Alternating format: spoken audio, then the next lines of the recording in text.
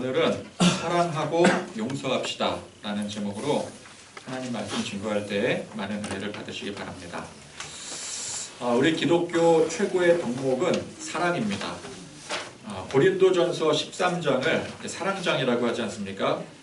사랑은 오래 참고, 사랑은 온유하며, 시기하지 아니하며, 사랑은 자랑하지 아니하며, 교만하지 아니하며, 무례히 행하지 아니하며, 자기의 유익을 구하지 아니하며, 성내지 아니하며, 악한 것을 생각하지 아니하며, 불의를 기뻐하지 아니하며, 진리와 함께 기뻐하고, 모든 것을 참으며, 모든 것을 믿으며, 모든 것을 바라며, 모든 것을 견디느니라. 자, 여기에 나열된 게 몇 가지입니까? 15가지입니다. 15가지. 이 15가지 항목들은 어디서 갑자기 툭 튀어나온 게 아닙니다. 성경이 이제 구약부터 신약까지 이 성경 전체의 가르침에 이제 중요하다라고 하는 강조하는 것들, 그 엑기스들이라고 볼 수가 있죠. 즉, 성경 가르침의 모든 것들이 다 무엇에 담겨 있다라는 뜻입니까? 사랑. 그렇죠? 이 사랑이라는 한 단어, 이 한 의미에 성경의 모든 가르침들, 오래 참고, 온유하고, 시기하지 않고, 성내지 않고, 모든 것을 참고, 믿고, 바라고, 견디는 모든 것들이 다 이 사랑 안에 다 담겨져 있는 것이죠. 그래서 고린도전서 13장 8절에 사랑은 언제까지나 떨어지지 아니하되 예언도 패하고 방언도 그치고 지식도 패하리라. 자, 모든 것이 다 패하고 그치더라도 이 사랑만큼은 영원히 변치 않는다라는 것입니다. 그래서 요한복음 3장 16절에 하나님이 세상을 이처럼 사랑하사 독생자를 주셨으니 이는 그를 믿는 자마다 멸망하지 않고 영생을 얻게 하려 하심이니라.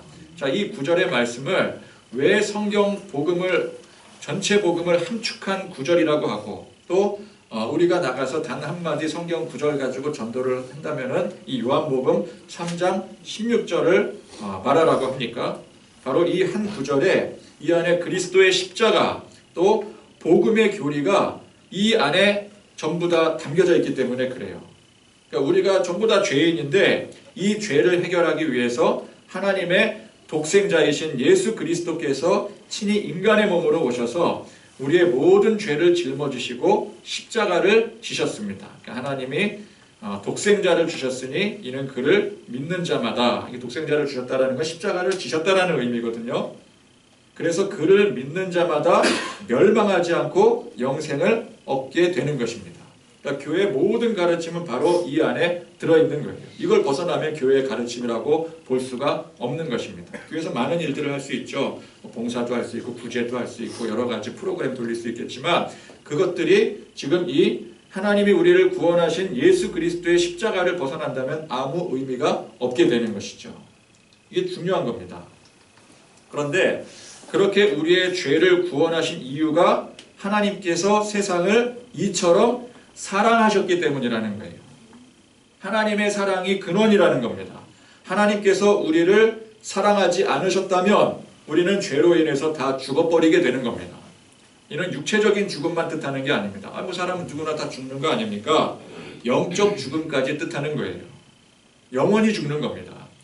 그런데 하나님께서 그런 우리를 사랑하시니 그렇게 영원한 죽음에 내버려 두지 않으시고 구원하신 거예요. 그래서 기독교의 핵심이자 최고의 덕목이 바로 사랑인 겁니다. 매주 우리가 읽고 들은 말씀은 예수님의 가르침에 관한 내용들입니다. 예수님께서 이제 십자가 사역을 준비하시면서 제자들에게 그에 필요한 것들을 가르치시는 과정인 것이죠. 결국 그 가르침들의 핵심이 무엇입니까? 하나님의 사랑, 그리스도의 사랑이라는 것이죠. 십자가가 곧 사랑입니다. 예수님께서 왜 십자가를 주신다고요? 우리를 사랑하셨기 때문에. 그 사랑의 증거가 예수님의 십자가인 거예요. 그러면 제자들이 무엇을 배우고 무엇을 실천해야 되겠습니까? 바로 그리스도의 사랑을 배우고 그 사랑을 실천해야 되는 거예요. 예수님께서 무엇을 가르치겠어요? 바로 그 사랑을 가르치는 거죠. 그러니까 지금까지 우리가 이제 말씀을 통해서 예수님께서 또 행하셨던 행적들 또 가르침의 그 핵심이 뭐라는 거예요? 바로 사랑이라는 겁니다. 하나님의 사랑, 예수 그리스도의 사랑의 십자가. 그래서 이제 그리스도의 사랑을 배우고 그 사랑을 우리가 실천할 줄 아는 거. 우리도 우리의 십자가를 져야 되는 거.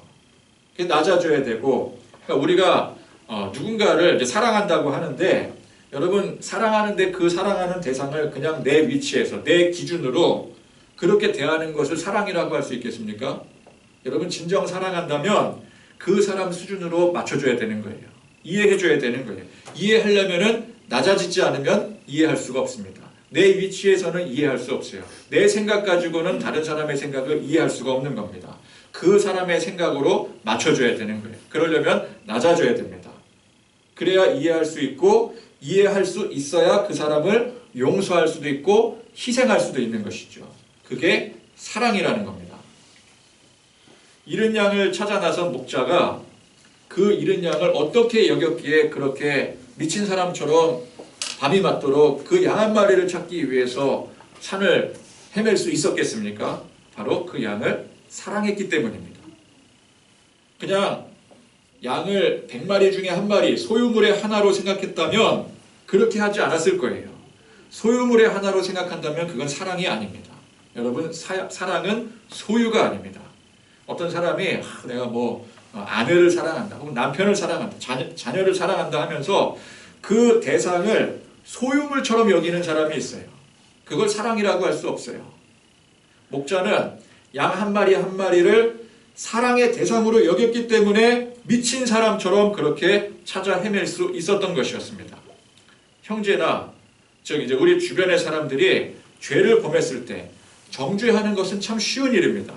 그러나 그 사람을, 그 대상을 내가 진심으로 사랑한다면 죄를 지었다고, 나에게 해를 끼쳤다고 어떻게 정죄를 할 수 있겠어요? 정말 큰 죄를 저질렀어도 그 죄를 어떻게든 내가 덮어주고, 그것이 위법이라고 할지라도 내가 그 사람을 사랑한다면 나는 그 죄를 덮어주려고 할 거예요. 또 누군가가 그 죄 때문에 희생을 해야 된다면 마땅히 그 죄를 지은 그 사람이 희생을 해야 되잖아요. 근데 그 사람을 사랑한다면 내가 대신 희생해 주려고 할 거예요. 우리가 기도하는데 어떤 내 안위를 위해서, 어떤 내 상황, 어떤 뭐 그런 내 행복을 위해서 기도하는 것이 아니라 누군가를 위해서, 그 사람을 위해서 간절히 기도한다면 그것은 그 사람을 사랑하기 때문인 것입니다. 열심히 일을 하고 교회 세우고 열심히 전도해서 많은 사람들을 교회로 데리고 오고 그렇게 공을 세우는 일은 물론 사랑하면 그렇게 할 수가 있습니다. 그러나 그 자체가 사랑은 아닙니다.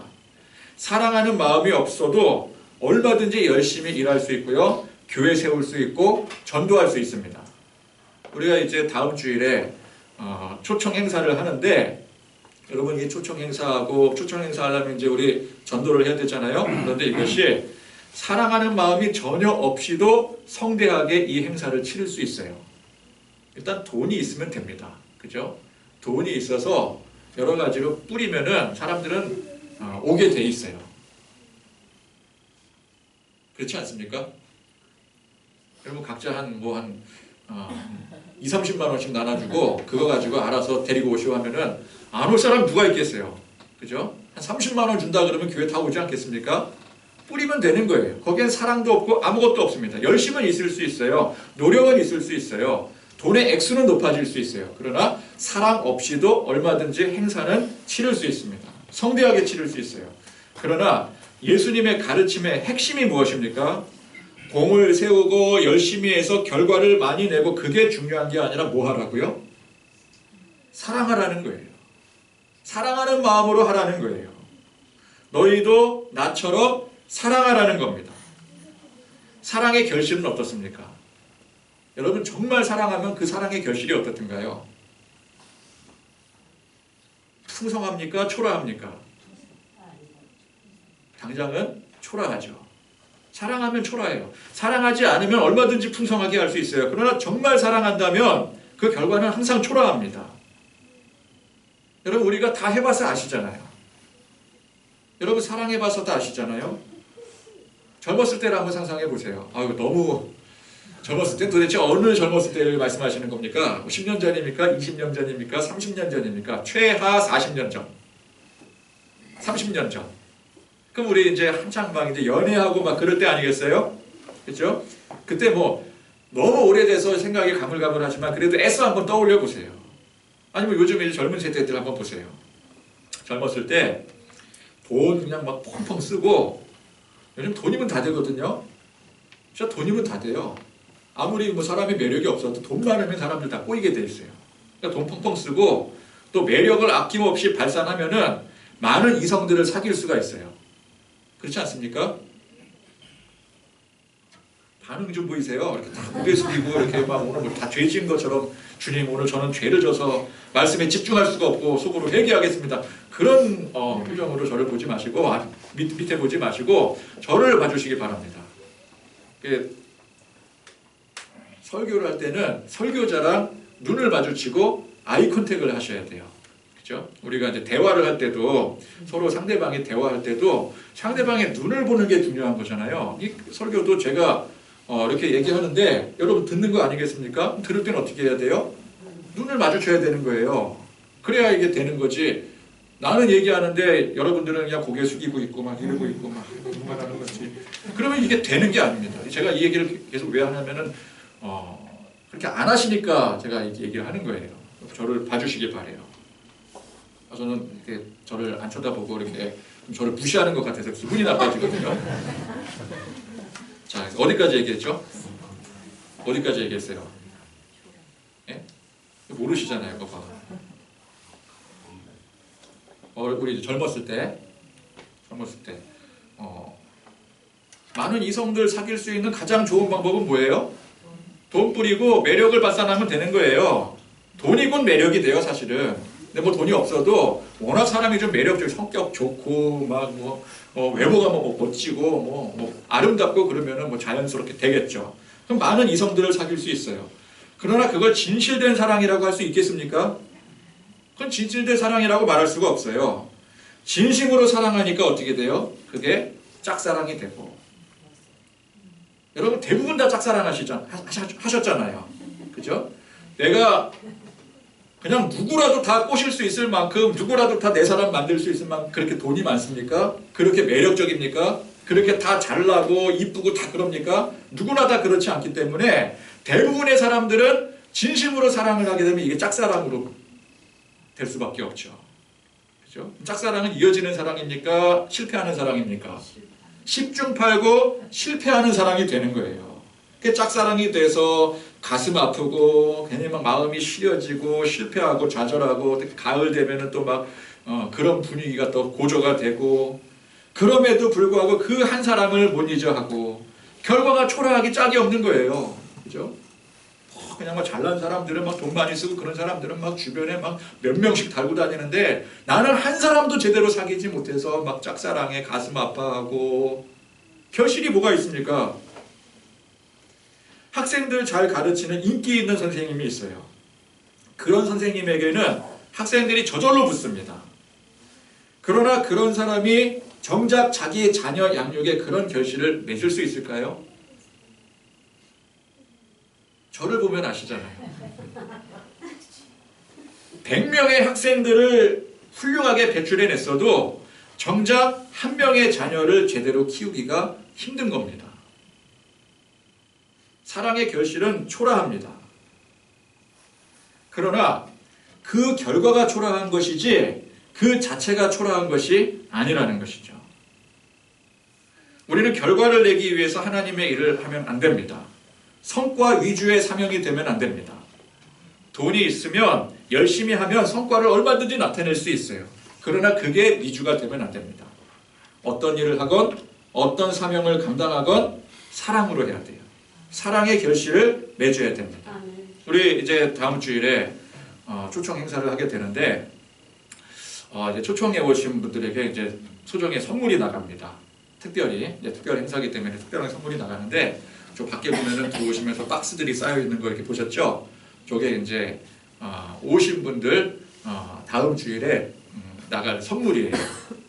여러분들이 가져가는 건 아닙니다. 죄송스럽지만 오신 분들에게 선물로 주는 건데, 저게 이제 몇 개가 준비됐죠? 30개. 그러니까 지난주에 우리 회의할 때 이게 30개 이제 준비한다고 하니까 30개 너무 적은 거 아닙니까? 막 그런 얘기도 나왔었어요. 과연 그럴까요? 30명?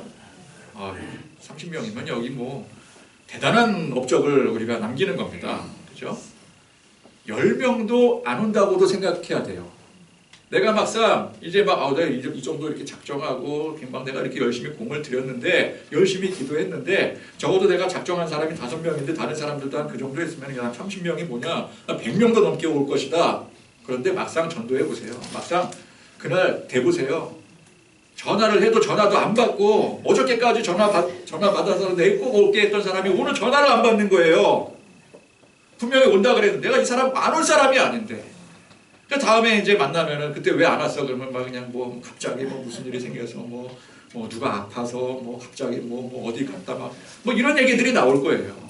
대부분 다 안 올지도 모릅니다. 제가 장담은 못 하겠어요. 또 제가 이제 여러분들의 그 어떤 인간관계의 그런 부분까지 제가 잘 모르기 때문에 뭐 얼마가 올지는 몰라요. 그러나 우리가 정말 내가 사랑하는 마음으로 정말 전도하고자 하는 마음으로 한다라고 한다면 그 결실이 결코 많지 않을 겁니다. 굉장히 초라한 거예요.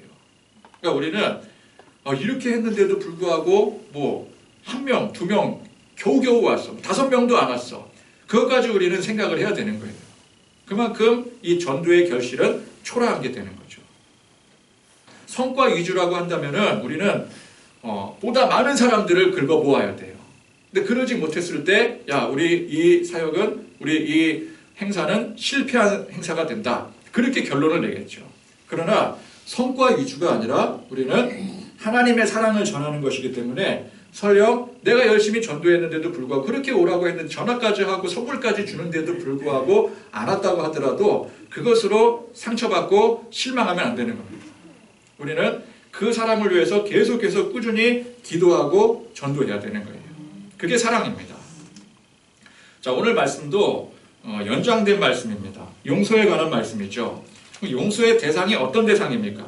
용서를 어떤 사람에게 용서를 하죠? 뭘 잘못하고 나에게 어떤 해를 끼친 사람, 그런 사람을 우리가 이제 용서의 대상으로 여겨야 되지 않겠습니까? 지난주 말씀과 비슷한 거예요. 형제가 죄를 범하거나 나에게 해를 끼친 상황, 아무 문제가 없고 관계 좋은 사람을 용서할 이유가 없잖아요. 그죠? 뭔가 잘못을 했으니까 용서할 이유가 있는 거예요.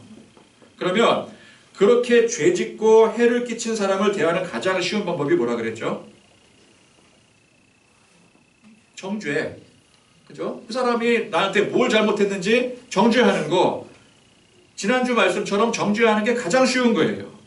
그 사람의 죄를 지적하고 밝히는 거. 그것보다 쉬운 게 없습니다.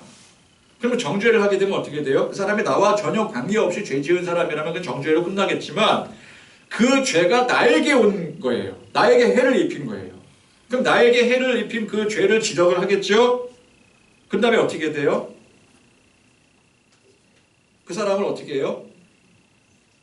나에게 해를 끼쳤으니까 여러분 너무 막 성인군자처럼 생각하실 필요 없고 일반적으로 생각을 하세요. 일반적으로. 미워하고 증오하고 그것이 얼마나 크냐에 따라서 원수지게 되는 겁니다. 그렇죠? 여러분 우리 주변에 원수들 많잖아요. 그러니까 원수 만드는 건 쉬워요.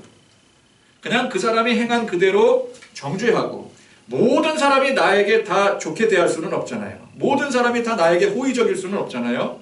그러면 나에게 호의적이지 못한 사람 있는 그대로 정죄하고 그로 인해서 내가 해를 입은 만큼 미워하면 그게 원수가 되는 거예요. 그러니까 원수 만드는 건 쉽습니다.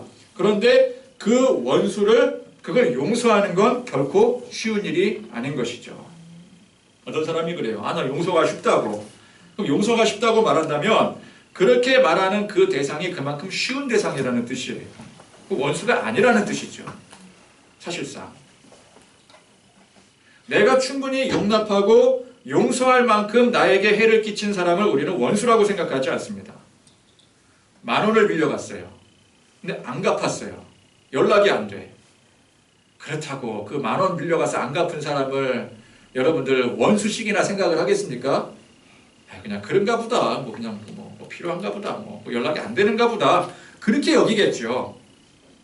그 정도 잔챙이는 얼마든지 용서하고 잊어버릴 수 있는 겁니다. 그러나 액수가 이제 한참 올라가요. 1,000만 원부터 시작합니다. 1억, 10억까지. 자, 10억을 빌려갔어요. 아니 10억을 어떻게 뭐 빌려줄 수 있을까요? 근데 뭐 그만큼 뭐 돼서 빌려줬다고 칩시다. 근데 잠적했어요.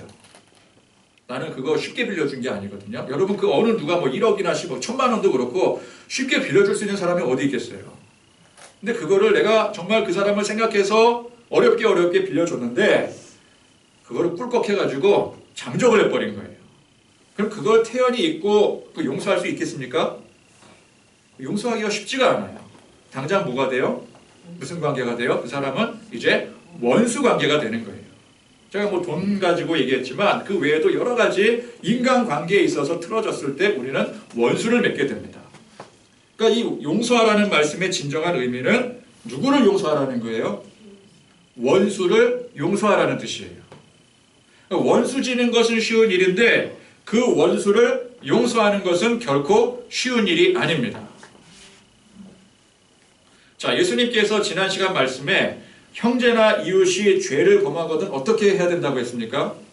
이해하고 용납하고 또 권고하고 또 나만 그러는 것이 아니라 두 사람이 함께 또 권면하고 교회가 같이 기도하고 결국 그 사람을 뭐 하라는 얘기예요? 용서하라는 말씀이었던 거예요. 자, 이 말씀을 들은 베드로가 예수님께 질문을 합니다. 질문은 누가 합니까? 질문 누가 해요? 모범생이 하잖아요. 모범생이. 학교에서 이제 그 선생님이 이제 자, 오늘 배운 거 여러분 잘 들었죠? 자, 질문할 사람 딱 저요 하고 손드는 사람이 그 학생이 모범생이에요. 그죠? 모범 학생은 항상 질문을 하고 선생님께 칭찬을 듣게 돼요. 베드로는 제자들 중에서 항상 앞장서는 모범적인 사람이었습니다. 그죠? 수제자잖아요. 그래서 수제자. 그러니 용서에 관한 말씀을 듣고 제일 먼저 손을 번쩍 들고 예수님! 그러면서 질문을 하는 거예요. 왜? 베드로는 모범생이니까.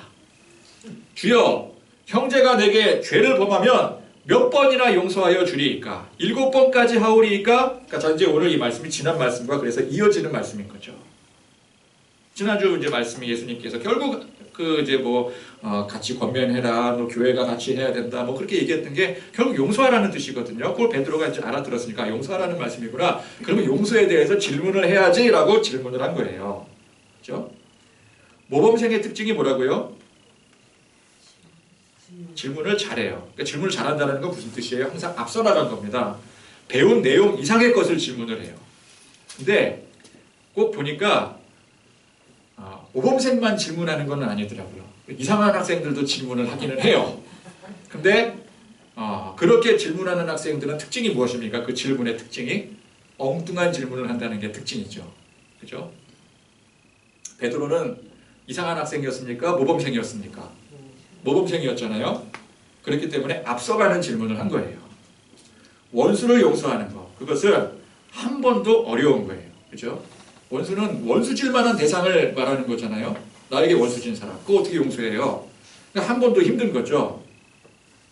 원수도 원수 나름일 텐데 정말 이 철천지 원수라고 한다면 하늘 아래 한 태양 아래 뭐라 그래요?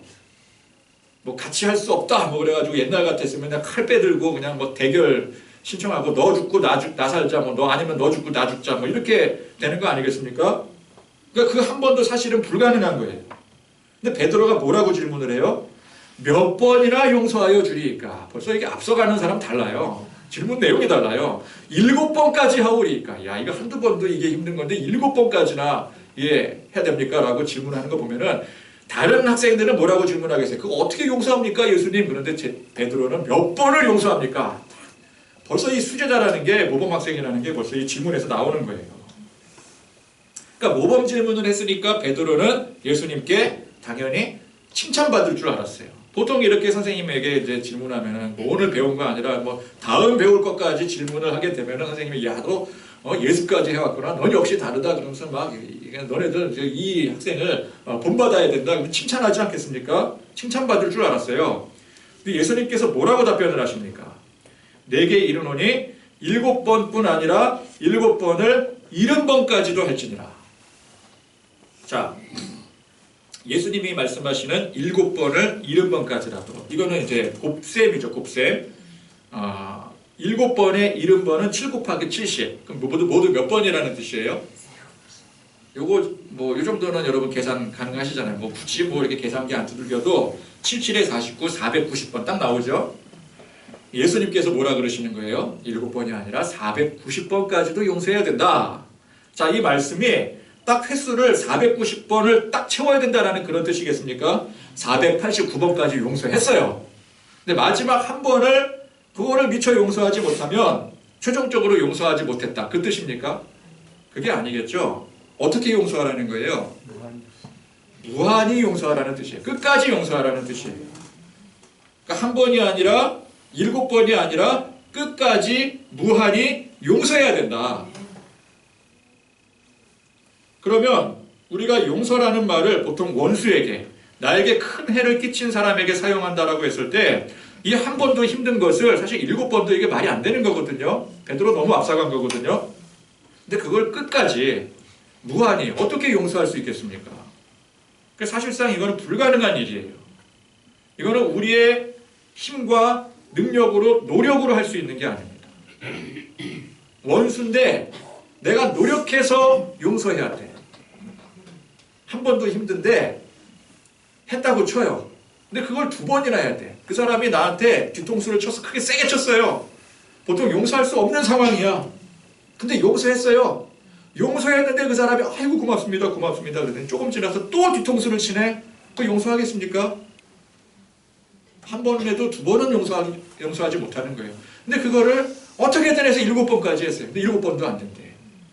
그냥 계속해서 그 사람이 계속해서 영원히 나에게 그냥 끊임없이 그렇게 죄를 짓고 원수를 져도 나는 끝까지 용서해야 된다는 거예요.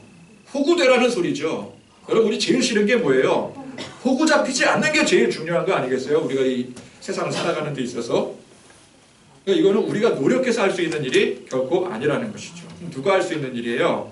오직 하나님만 하실 수 있는 겁니다. 십자가를 친히 지신 예수님만 하실 수 있는 거예요. 하나님께 우리 모두가 원수가 됐어요. 아니 기껏 인간을 창조해 놨더니 다른 피조물들 보세요. 하나님의 뜻대로 하나님의 섭리 그대로 되잖아요. 근데 인간은 어떻게 해요? 정반대로 갑니다. 배반을 해요. 감히 인간 주제에 하나님께 창조주에게 배신을 해요. 원수가 된 거예요. 이건 씻을 수 없는 용서입니다. 죽어야 될 정도의 원수가 된 거예요. 그런데 그런 원수를 하나님께서는 예수님을 희생케 하심으로 용서하신 거예요. 근데 이 용서가 한 번으로 끝납니까? 아니에요. 7번까지는 되지만 그 이상은 힘든 겁니까? 그거 아니에요. 우리가 아무리 죄를 짓고 하나님 앞에 불순종해도 하나님은 그런 우리를 끝까지 무한히 용서하십니다.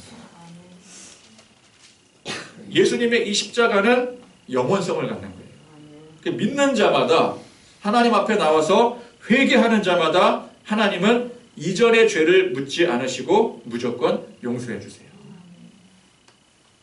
그런데 하나님께서 그런 원수된 우리를 왜 용서해 주셨다고요? 앞서 말씀드린 바와 같이 우리를 사랑하셨기 때문에 그래요.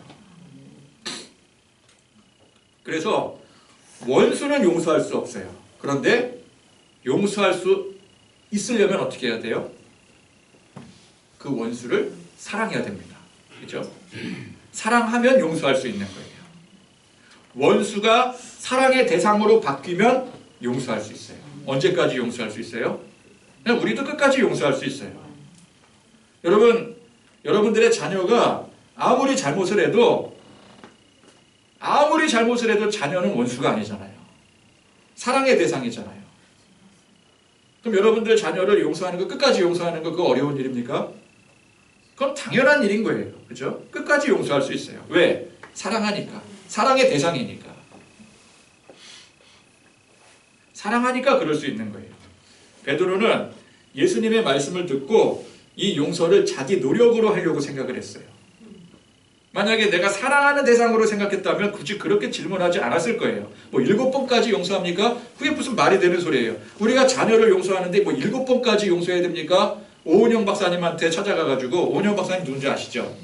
오은영 박사님한테 찾아가서 우리 애가요 너무 말썽이고요, 너무 막 정말 아주 뭐 지랄 맞고 뭐 장난 아닌데요, 몇 번까지 용서해야 돼요? 라고 묻는 부모 봤어요? 그런 질문을 하는 부모가 어디 있어요? 그러니까 베드로가 7번까지 용서를 해야 됩니까? 이거는 원수를 상정을 하고 질문을 한 거예요. 사랑의 대상이 아니라. 그렇죠? 그러니까 이 용서를 자기 노력으로 하려고 생각을 했어요. 그래서 횟수를 강조한 겁니다. 7은 이스라엘 사회에 있어서 특별한 숫자이죠. 그러나 예수님의 가르침은 뭐예요? 노력해서 낮아지고, 노력해서 희생하고, 노력해서 용서하라는 뜻이 아닙니다.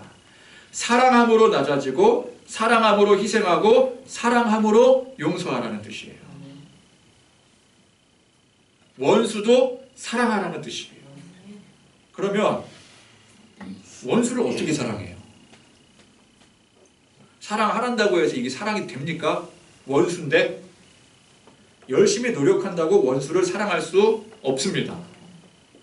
그럴 수 없기 때문에 우리는 원수를 사랑할 수 있는 그 어떤 근거도 없고 능력도 없기 때문에 먼저 사랑을 받고 용서를 받아야 되는 거예요. 누구에게? 나보다 크신 존재에게, 하나님께. 그래서 여러분, 이 사랑은 참 특별한 겁니다. 사랑은 나누면 나눌수록 커지게 됩니다. 지난주에도 얘기했던 것 같은데, 작년 성탄절 우리 연극에 유진이랑 성진이가 이제 사랑을 선물을 받았어요. 연극 내용입니다. 얘네들이 그렇다라는 게 아니라 얘네 역할이 그런 거예요. 선물을 받았습니다. 그런데 처음 받은 크기는 성진이께 훨씬 컸어요. 맞죠? 성진이랑 유진이 나온 거 맞아요? 네. 근데 성진이는 그 받은 것을 나누지 않았어요. 그랬더니 점점 작아집니다. 나중에는 없어져 버렸어요. 유진이는 처음 받은 것은 눈에 겨우 보일 정도로 작아서 나는 왜 오빠는 큰 거 좀 나는 왜 이렇게 작은 거 줬을까? 그래서 실망을 했지만, 그러나 그것을 다른 사람에게 나눠줬어요. 그랬더니 나눌수록 커져서 나중에는 스스로 감당할 수 없을 지경이 되더라는 것입니다. 그러니까 사랑을 받으면, 근데 그 사랑이 진짜 사랑이라면 그 받은 만큼만 우리 안에 머물러 있는 게 아닙니다. 그 사랑에 기뻐하고 감격할 때에 그것이 우리 안에서 배가 되는 거예요. 여기서 말하는 배는 2배가 아닙니다. 기하급수적입니다. 그래서 받은 사람이 나눌 수 있는 거예요. 근데 그 사랑이 누가 주신 사랑이에요? 하나님이 주신 사랑이에요. 하나님이 주신 사랑을 우리가 누리게 되면 그 사랑은 그냥 기하급수적으로 커질 수밖에 없는 거예요. 하나님께서 우리에게 큰 사랑을 주셨습니다. 예수님의 십자가 희생은 우리가 세상에서 얻을 수 없는 가장 값진 사랑입니다. 그것을 우리가 고백하고 누리고 감격할 때에 그 예수님의 사랑이 우리 안에 커져가는 거예요. 그래서 그 사랑을 서로가 나눌 수 있게 되는 겁니다. 그것이 얼마나 큰 것이냐? 사람과 사람 간의 관계에서 받은 사랑은 그게 소멸되기도 하고 그게 별로 효과가 없을 수도 있어요. 그러나 하나님의 사랑은 다른 거예요.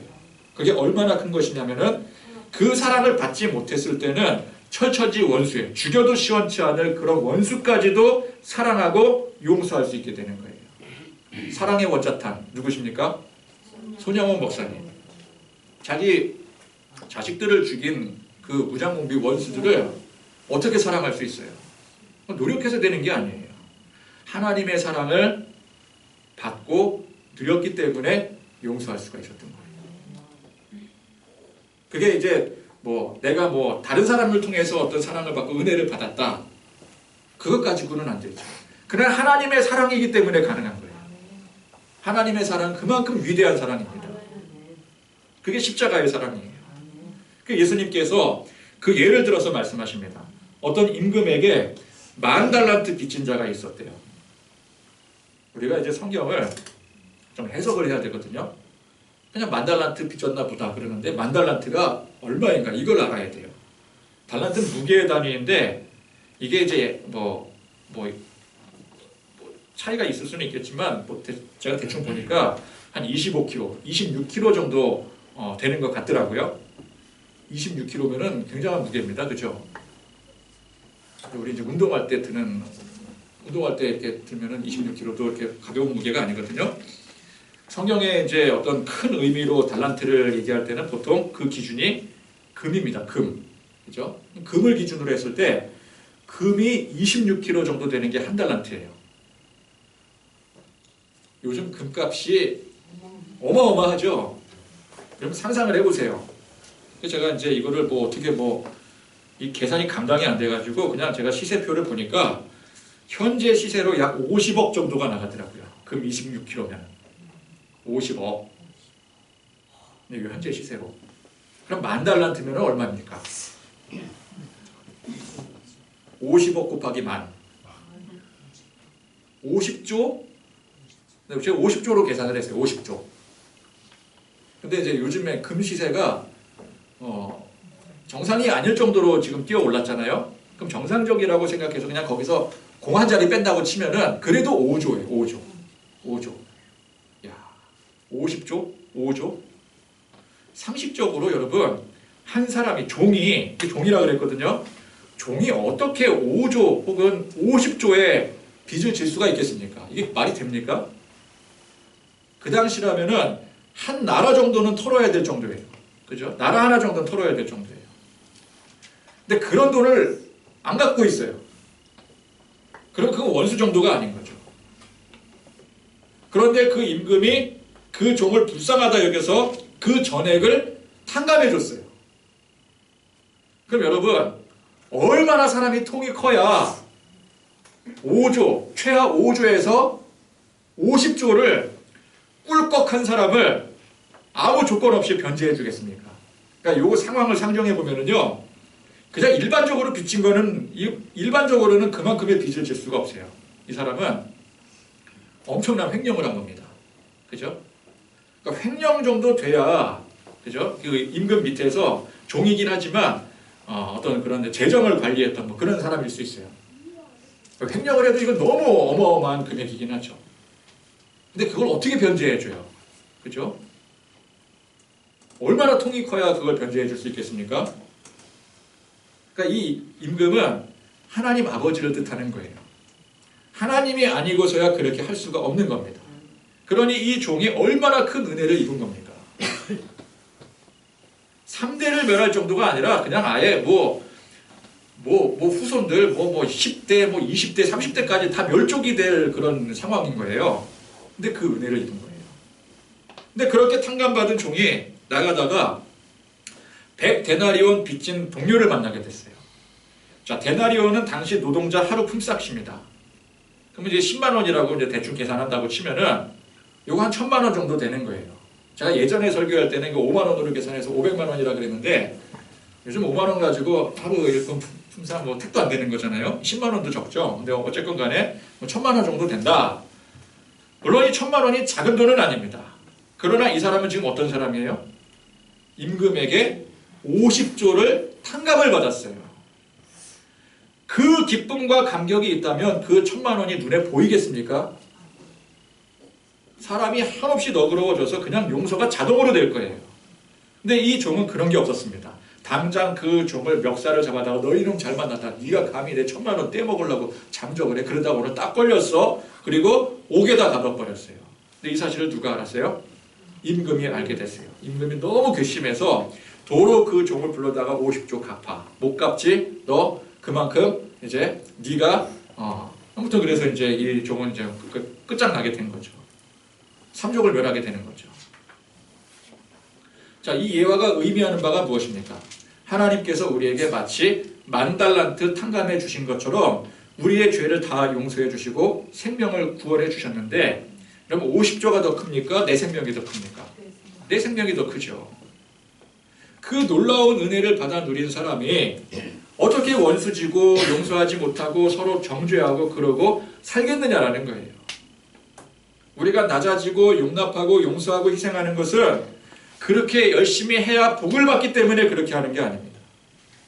이미 그와는 비교할 수 없을 만큼의 그 사랑과 그 큰 은혜를 받았기 때문에 마땅히 할 수 있어야 되는 거예요.